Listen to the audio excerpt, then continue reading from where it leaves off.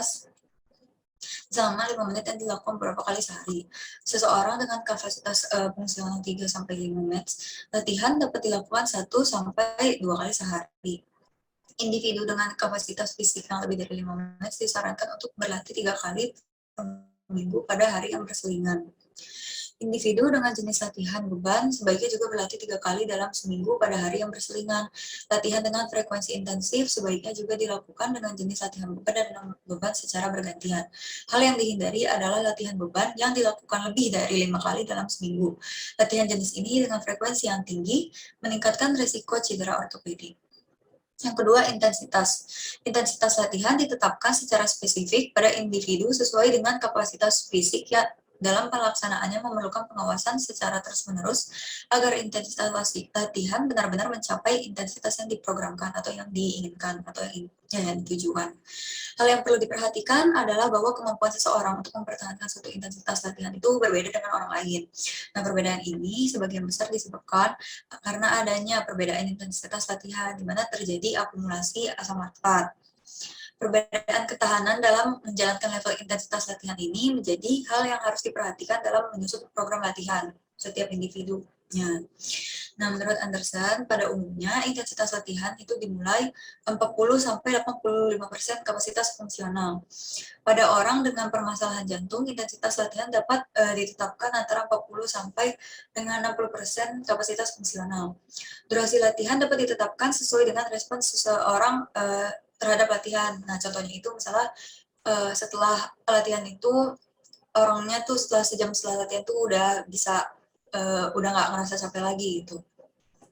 Terlepas dari teknik penetapan intensitas dan level intensitas yang dipilih, intensitas latihan tersebut merupakan intensitas yang dapat dilakukan selama 15 sampai dengan 60 menit. Pada dasarnya, tujuan akhir menentukan besar intensitas latihan adalah untuk memberikan petunjuk bagi seseorang dengan tentang intensitas latihan yang akan dapat memberikan manfaat yang maksimal untuk dirinya, sekaligus meminimalisir risiko terjadinya cedera. Yang ketiga, durasi latihan. Durasi latihan inti berkisar antara 15 sampai 60 menit. Durasi waktu ini dibutuhkan untuk meningkatkan kapasitas fungsional tubuh. Balik lagi ke yang poin nomor 2 tadi. Durasi waktu yang dilaksanakan berbanding terbalik dengan intensitas latihan. Latihan dengan intensitas tinggi dan durasi latihan pendek menimbulkan respon tubuh yang sama dengan latihan dengan intensitas yang rendah dan durasi yang lama. Latihan selama 5-10 menit dengan intensitas 90% kapasitas fungsional tubuh dapat memperbaiki kerja kardiovaskular.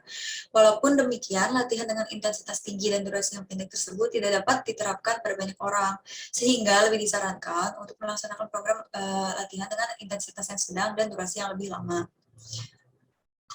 Lalu program tersebut disarankan karena memiliki risiko cedera yang rendah dan potensi untuk menghasilkan total keluaran kalori yang tinggi. Untuk orang yang terbiasa dengan aktivitas yang rendah, durasi yang disarankan itu 20-30 menit dengan intensitas 40-60% kapasitas fungsional. Penyesuaian durasi intensitas latihan didasarkan pada respon fisiologis individu terhadap latihan, status kesehatan, dan tujuan latihan.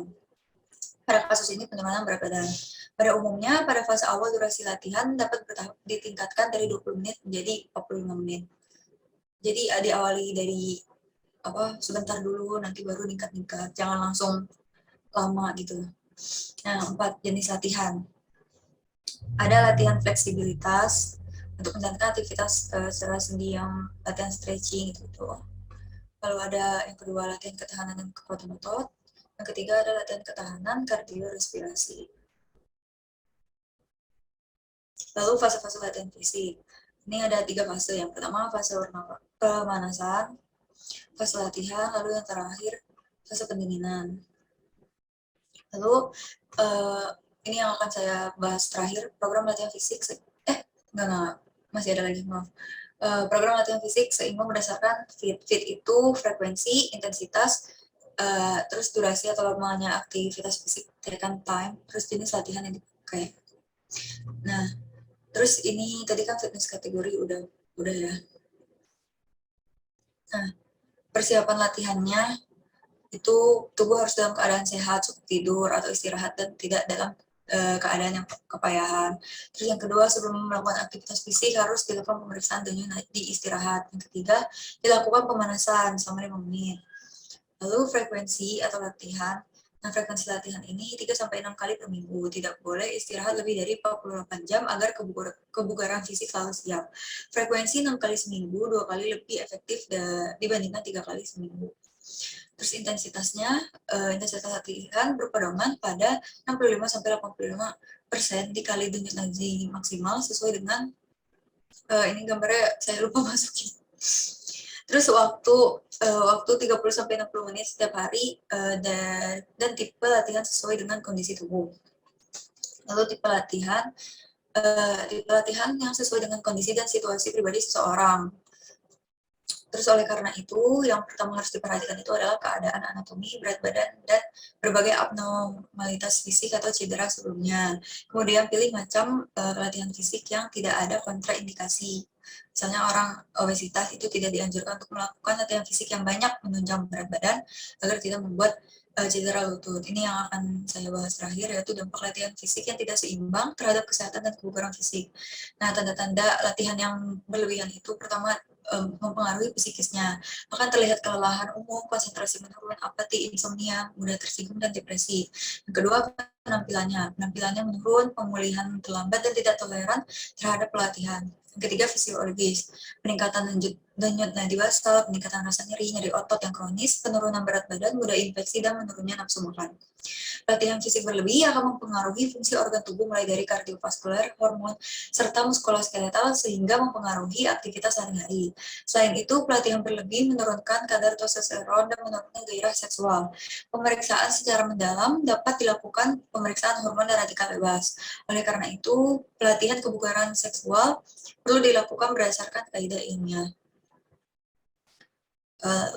Mungkin udah sampai situ aja. Sekian dari saya. Wassalamualaikum warahmatullahi wabarakatuh. Terima kasih.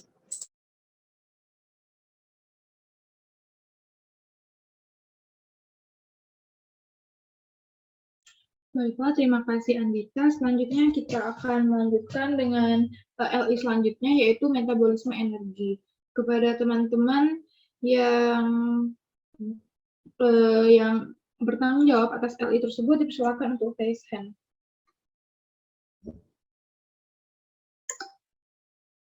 Baiklah, pada Saudari Andika dipersilakan.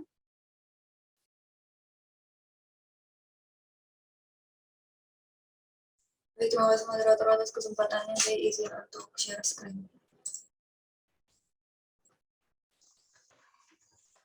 Metabolisme energi ya. Saya jelasin dari pengertian mungkin ya.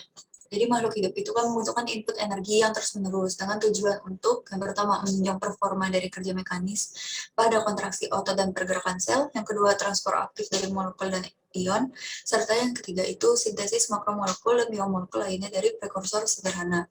Nah, pada dasarnya itu metabolisme terdiri dari berbagai rantai reaksi kimia yang berawal dari suatu molekul yang dikonversi menjadi molekul lain atau molekul yang mengalami modifikasi tertentu.